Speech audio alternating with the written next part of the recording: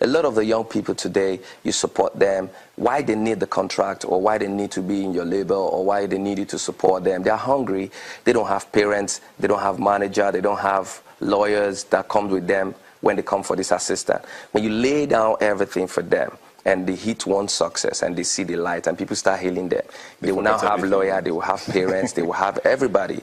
Do you understand? That's what happens to human. Yeah. And they forget where they're coming from, that they might need us in ladder tomorrow. You know what I mean? So for me... There was a dollar theft issue that came up one time. You want to use this opportunity to just quickly clear the air on that? Yeah, that was strategic.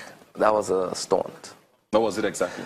Yeah, well, I did a song then called Desire, and if you listen to Desire, there was a line on the song that said, "My love for you no go dey fall like dollar." Okay. You understand? And my manager came up with the idea. He was like, hey, we're in Abuja. He was like, I think we should just get this guy to, you know, respond to this. Let's get him to, he likes to post money picture.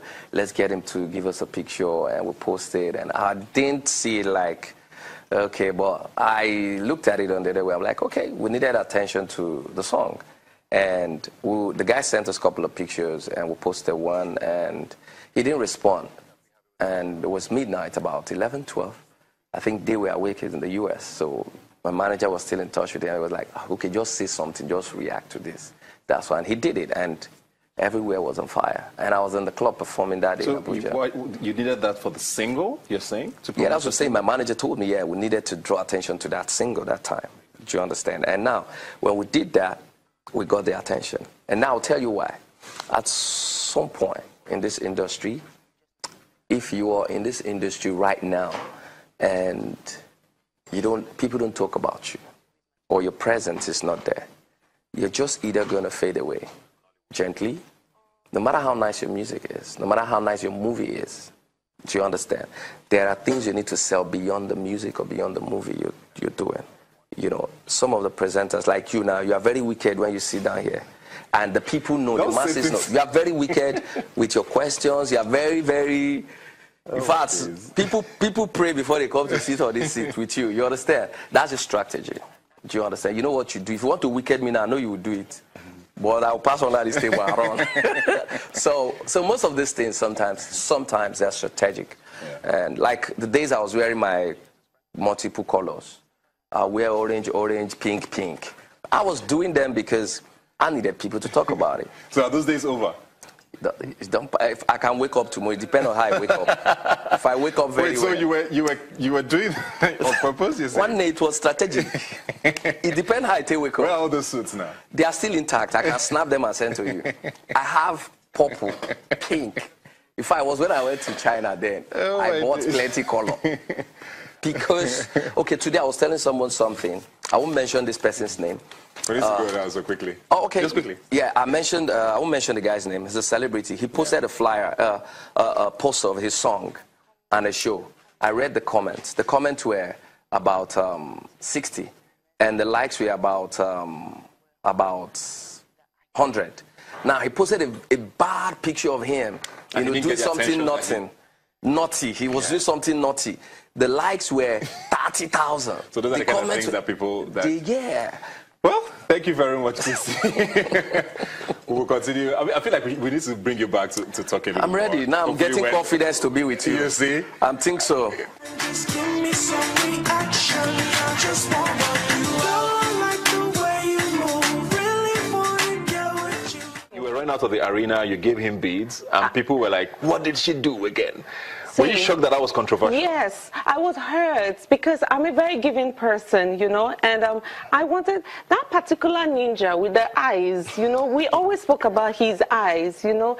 It's like he had a thing for me. He was, did you see what he did to my hair? He was, oh God, that ninja, God. I asked Big Brother to bring him in the garden so I can chase him around with whipped cream and do the things he did to me. It's like, I don't know. I think he got a kick out of seeing the way I squealed, you know. So I liked his eyes. He had kind eyes. And I made those beads in the house. And I gave him, like, my parting gifts, you know. Yeah.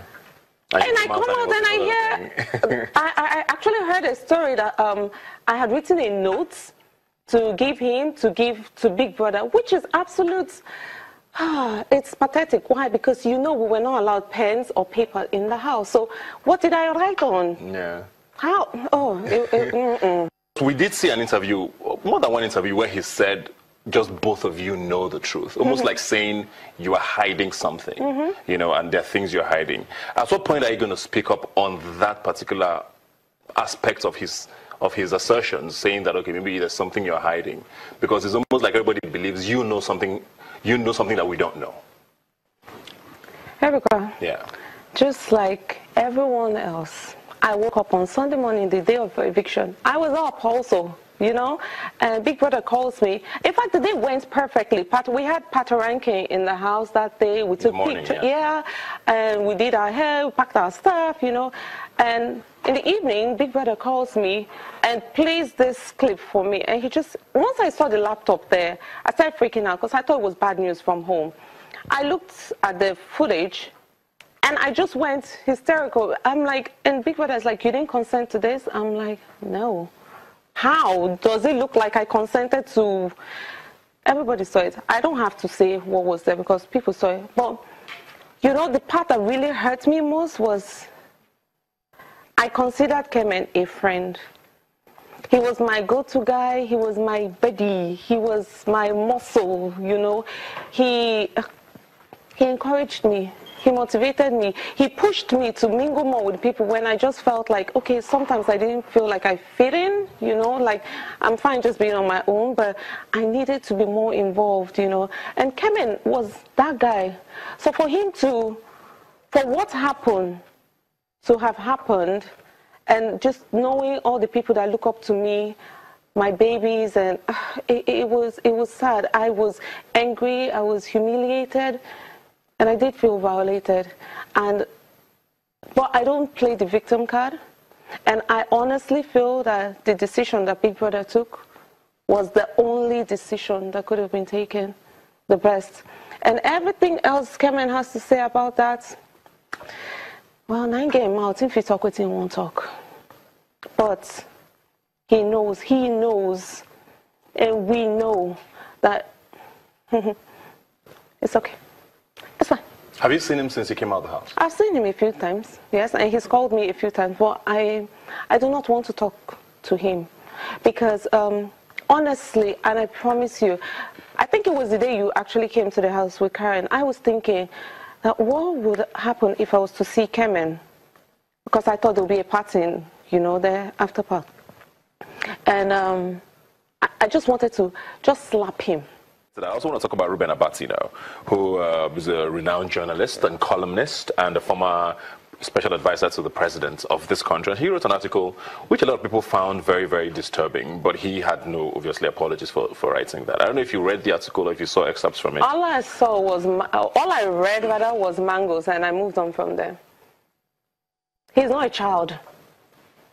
Okay. And you really though? Oh no, that was sad.